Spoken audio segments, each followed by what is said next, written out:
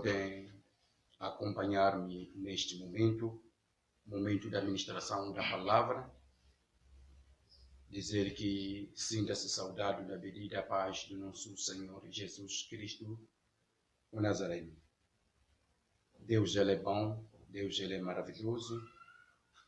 Se não for a Ele, não seria o que nós somos.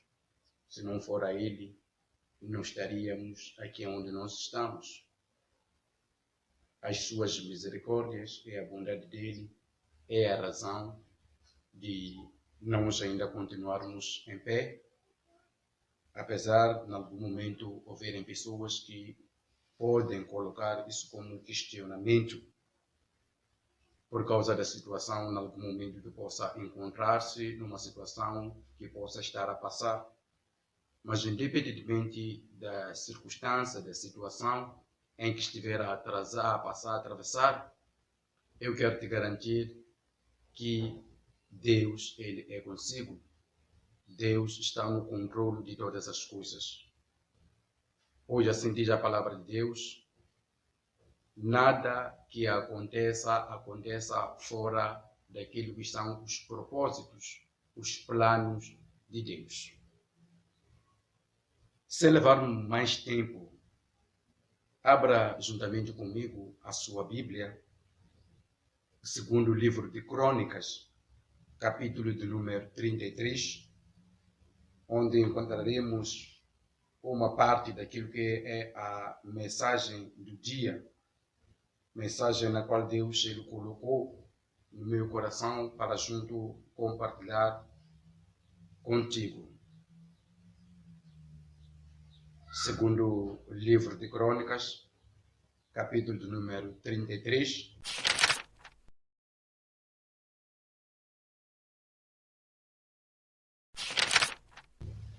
Estaremos lendo o versículo de número 9 até ao versículo de número 10.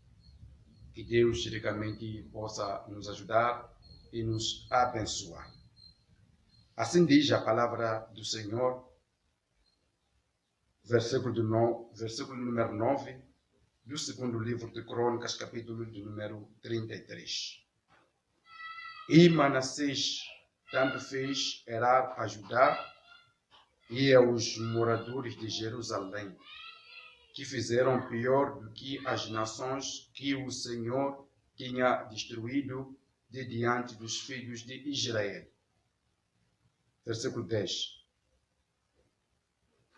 E falou o Senhor a Manassés e ao seu povo, porém não deram ouvidos. Esta é a pequena porção da palavra de Deus, 2 versículos aqui lidos. Antes mesmo de começar com a própria ministração da palavra de Deus,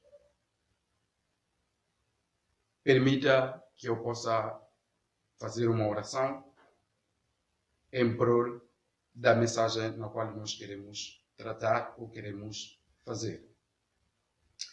Amado Deus e Pai, em nome do Senhor Jesus, graças te dou, o meu Deus, graças te dou, o meu Pai, graças te dou, Senhor do Senhor. Tua graça, a tua bondade, a tua misericórdia é a razão de não sermos consumidos pelo inimigo. Deus grande, Deus tremendo, em tuas mãos, em ti, soberano eterno Pai da glória, entrego, soberano eterno Pai, a minha vida e que o Senhor seja o tremendo Pai, dono dela. Em nome do Senhor Jesus Cristo de Nazaré, tome o controle, se move, se manifeste a tua mão de graça, a tua mão de poder, que possa mover, se manifestar grandemente, tremendamente e poderosamente, em nome do Senhor Jesus Cristo, o Nazareno. Amém. Nós lemos a palavra de Deus aqui no segundo livro de Crônicas, capítulo de número 33, concretamente 2 versículos, o versículo de número 9 e o versículo de número 10, onde Deus ele fala através da sua palavra, que é a Bíblia, onde ele usa os seus servos, usa os seus homens, para que nos possam retratar, que possam nos transmitir algo que é da vontade de Deus, algo que aconteceu e que essas coisas que aconteceram servirão de lição para nós e para a geração vindoura. O versículo de número 9, a palavra de Deus, ela fala que e Manassés tanto fez errar a Judá e aos moradores de Jerusalém, que fizeram pior do que as nações que o Senhor tinha destruído de diante dos filhos de Israel. E falou mais o Senhor a Manassés e ao seu povo, porém não deram ouvidos. Para que, na verdade, nós possamos entender esses dois versículos citados aqui, ou ditos aqui, importa nós voltarmos um tempo no princípio dos versículos, ou bem, o capítulo de número 32, a partir do versículo de número 24, onde a Bíblia ela começa a retratar acerca da doença e a morte de Ezequias. Ezequias, esse que após a morte dele, Manassés ficou o sucessor na parte dele, na liderança, no reinado. Diz a palavra de Deus que Ezequias, ele fez muita coisa que agradou aos olhos de Deus. Mas muita coisa que ele fez que agradou aos olhos de Deus, ao ponto de que quando Ezequias ele morre, o versículo de número 33 do capítulo 32, ela diz: e dormiu Ezequias com os seus pais e sepultaram o mais alto dos sepulcros dos filhos de Davi. E todo o Judá e os habitantes de Jerusalém que lhe fizeram honras na sua morte. E Manassés, seu filho, reinou em seu lugar. Por causa de muita coisa de bom e de bondade que ele fez perante ao seu povo, muita coisa de bom que ele fez naquilo que era a revelação que Deus falava com ele, segundo as Escrituras, as recomendações que ele sabia que era a boa e vontade de Deus, que ele andou segundo esses passos, esses parâmetros. O que acontece é que Ezequias, ele morre, Ezequias, ele perde a vida. Quando ele morre, ele perde a vida. Diz a palavra de Deus que Manassés, seu filho, reinou em seu lugar. E quando Manassés reina em seu lugar, é onde as coisas eles começam a se estragar. É onde as coisas elas voltam na situação catastrófica, situação difícil, situação lastimável. A palavra de Deus, ela relata muita coisa de errado que Manassés ele fez. Diz a palavra de Deus que ele edificou altares a todo o exército dos céus em ambos os pátios da casa do Senhor. Fez ele também passar os seus filhos pelo fogo no vale dos filhos de Inom e usou de adivinhações e de agüeros e de feitiçarias e consultou adivinhos e encantadores e fez muitíssimo mal aos olhos do Senhor para provocar a ira de Deus. Manassés teve tudo para que no seu reinado as coisas dessem certo. ele poderia seguir a parte positiva do seu progenitor, a parte positiva do seu pai, Ezequias. Mas em contrapartida, ele faz totalmente ao contrário. Em contrapartida, ele faz totalmente diferente. O que ele faz diferente, primeiro, ele sabendo que isto é abominável aos olhos de Deus, é abominável aos olhos do Senhor, é exatamente o que ele vai e faz.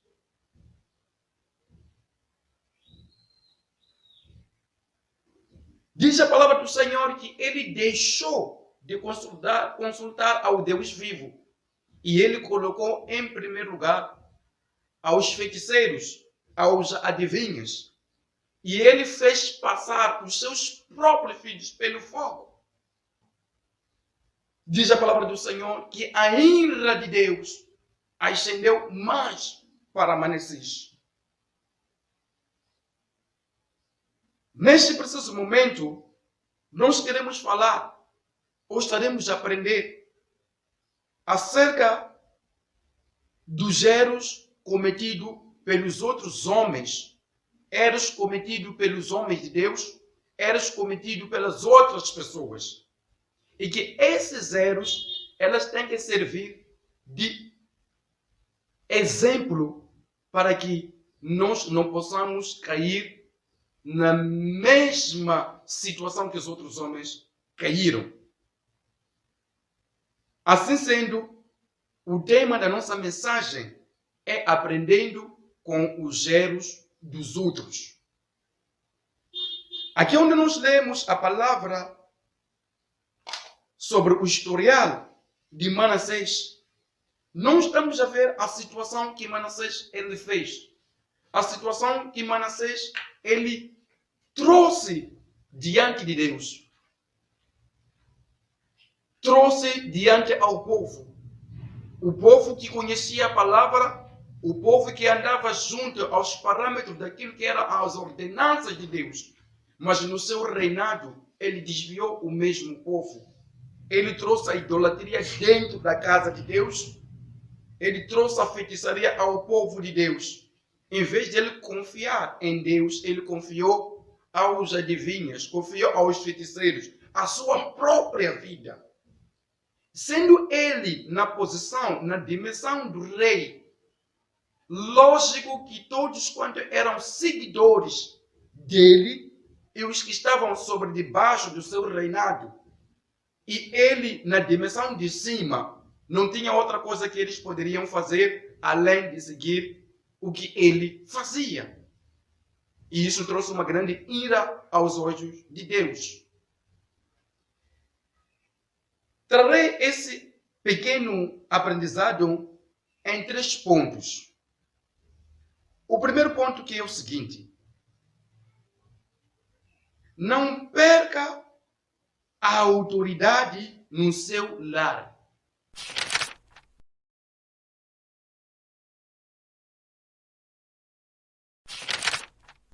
Ou não perde a autoridade no seu lar. Para nós falarmos acerca de perder a autoridade no seu lar, nós vamos voltar um pouco no livro de Gênesis, capítulo do número 3, versículo do número 6. Gênesis, capítulo do número 3, o versículo do número 6. Que assim diz a palavra: e vendo a mulher que aquela árvore era boa para se comer e agradável aos olhos, e a árvore desejável desculpe, vou começar o versículo. E vendo a mulher que aquela árvore era boa para se comer e agradável aos olhos, e a árvore desejável para dar entendimento, e tomou do seu fruto e comeu, e deu também ao seu marido, e ele comeu com ela. Então foram abertos os olhos de ambos, e conheceram que estavam nus e cozeram folhas de figueira e fizeram para si avitais. E ouvindo a voz do Senhor Deus, que passeava no jardim pela viração do dia, escondeu-se Adão e sua mulher da presença do Senhor Deus dentre as árvores do jardim. E chamou o Senhor Deus a Adão e disse: onde estás? E ele disse: ouvi a tua voz soar no jardim e temi porque estava nu e escondi-me. E depois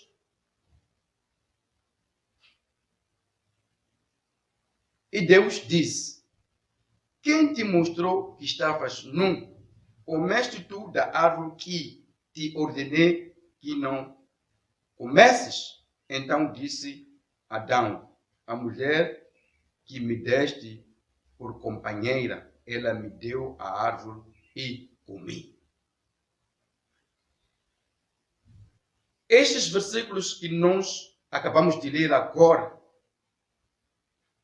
a partir do versículo do número 6 até o versículo do número 12, aqui no livro de Gênesis, capítulo do número 3, é um historial conhecido por muitos de nós, onde nós sabemos que após Deus ele ter feito todas as coisas, ele fez o homem segundo a sua imagem e semelhança, deixando ordenanças para com o homem. O que ele deveria fazer, o que ele deveria seguir. Vejamos o que acontece aqui. Quando Deus ele chama no jardim do Éden, não chama, em primeiro lugar, a Eva, chama a Adão. Por quê? Porque é a ele na qual Deus ele tinha incumbido a responsabilidade. E Adão, ele aparece. Quando ele aparece com justificações diante de Deus. E as justificações que ele traz perante a Deus, as justificações que ele apresenta a Deus, são justificações de culpar a outrem. São justificações de apresentar a Deus a companheira na qual o Senhor me deu. Ela é que me fez eu comer do fruto. O que Adão aqui ele estava a fazer? Estava a despir-se daquilo que era a sua posição. Estava a despir-se daquilo que era a autoridade dele e passava a autoridade para a sua esposa. O ensinamento que nós encontramos aqui na situação de Adão, que ele entra em situações terríveis, situações de choque e culpa a sua companheira. Assim como eu dizia, o que nós pretendemos com esta mensagem é aprender acerca ou através dos outros homens. A maior parte de nós, os homens, perdemos a autoridade nos nossos lares e, em algum momento, quando alguém aparece no sentido de querer nos despertar, nos exortar à situação na qual nós encontramos nela, em vez de nos posicionarmos, nós colocamos o culpado perante a situação que nós nos encontramos. Meu querido irmão, minha querida irmã, não aceita perder a autoridade dentro do seu lar. Existem muitos homens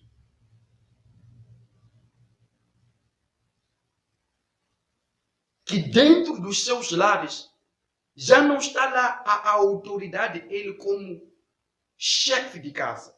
Não existe lá a autoridade como ele homem. Não existe lá a autoridade como ele cabeça.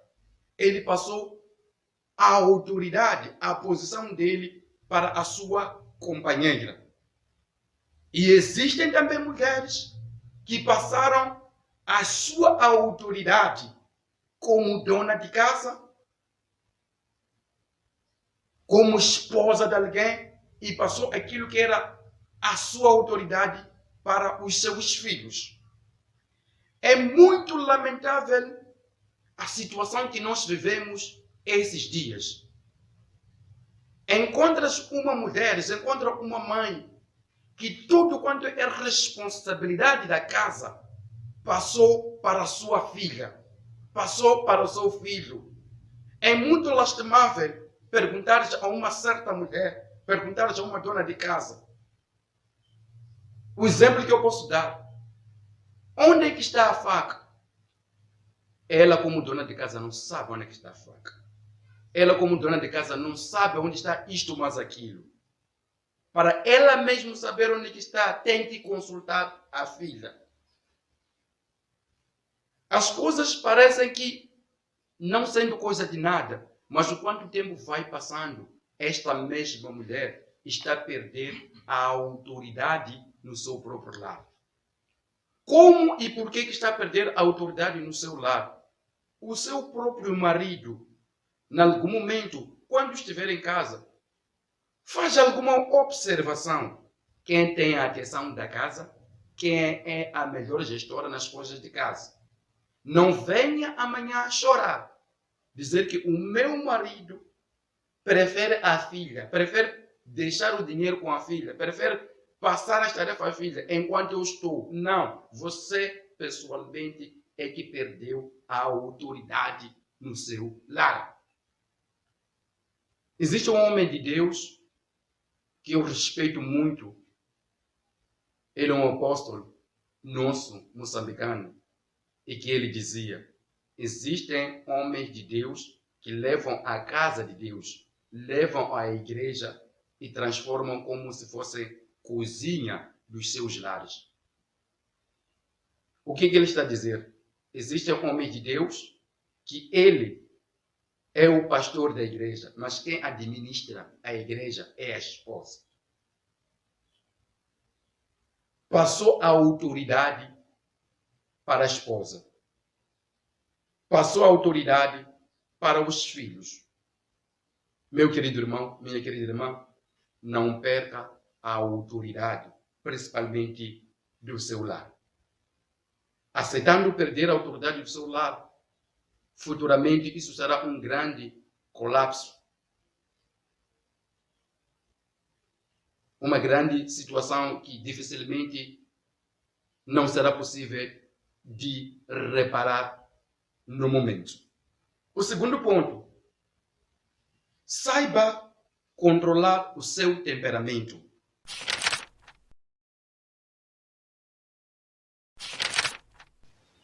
Esse segundo ponto, acerca de saber controlar o seu temperamento, encontraremos em 2 livros. O primeiro é Êxodo, capítulo de número 32, versículo de número 19. Este capítulo, ele narra a situação de um grande homem de Deus, Moisés. Diz a palavra de Deus que ele tinha subido para ter com Deus ao monte. E quando ele desce, depara-se com uma situação de encontrar o povo enquanto estava na idolatria, a adorar o benzeiro feito de ouro.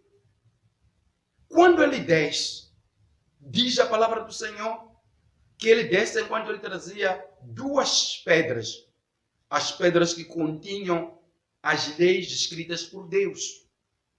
Mas por causa do temperamento dele, diz a palavra do Senhor que ele arremessou, atirou, jogou fora as pedras que tinham sido escritas por Deus. Tendo feito isso, colocou Deus, ele estar irado para com ele. Por quê? A ira dele fez com que ele jogasse fora o que não deveria jogar. Por causa da falta do controle do seu temperamento. Nós, como pessoa, Primeiramente, precisamos de perceber qual é o tipo de comportamento, do temperamento na qual eu tenho. E se tu sabes qual é o temperamento que tu tens, aí poderás saber controlar o seu temperamento. Existem muitas pessoas, existem muitos homens, existem muitas mulheres, até mesmo homens de Deus, que perderam o seu ministério, que perderam aquilo que Deus tinha colocado, tinha depositado nas suas mãos, por causa de não saberem controlar o seu temperamento. Por causa de Moisés não ter conseguido controlar o seu temperamento, naquele preciso momento, ele arremessou as pedras escritas por Deus. Assim como acontece nos dias atuais, existe muita gente que tem muita coisa da parte de Deus. Por causa de não saberem controlar o seu temperamento, eles quebram aquilo que é da parte de Deus. Destroem tudo por causa da falta do controle do seu temperamento. De igual modo também que existe muita mulher que por causa de falta do controle do seu temperamento, um lar que por muitos anos trabalhou arduamente para construí-la e por não saber controlar o seu temperamento, joga tudo para baixo por um dia, por um minuto e por um segundo. Meus queridos irmãos e minhas queridas irmãs, temos que saber controlar o nosso temperamento. Poderia aqui fazer um acréscimo aqui no temperamento, também a situação do caráter. Muitas das vezes, precisamos de certas pessoas que estão ao nosso lado, que vivem conosco, dia após dia, em algum momento, e pararmos e perguntarmos para eles, e para eles serem sérios para conosco. O que eu tenho feito de bom, o que eu tenho feito de errado? Essas pessoas têm que serem sérios para comigo e para consigo, para poderes perceber a situação do teu caráter. Porque muitos homens de Deus já foram destruídos por Deus por causa do seu caráter. Tem um caráter tão negativo que o mais que pregue para as pessoas nas quais ele prega, por conhecer o seu mau caráter, ouvem como se fosse uma música. É como se fosse estar a fazer barulho. Porque comparam com o que você fala e a tua vida. Comparam com o que você fala e o teu caráter. Porque há pessoas que entendem que há os que pregam por experiência. Pode até pregar bonito por experiência, mas a presença de Deus não está lá. A companhia de Deus não está lá por causa do mau caráter. Meu querido irmão, minha querida irmã, saiba controlar o seu temperamento. Não se deixe levar por impulso. Mas que haja algo que te agita por dentro e diz, faça, você tem razão, faça. Não. Para e diga, não, eu não vou fazer. Saiba controlar o seu temperamento. É verdade, você é um humano, sim, eu também sou um humano. Zangar, sim, todos zangamos. Ficarmos irados, sim, todos ficamos irados. Mas, antes de entrarmos em ação, temos que saber controlar os nossos temperamentos. O terceiro e o último ponto que nós queremos ver aqui: não venda a sua identidade.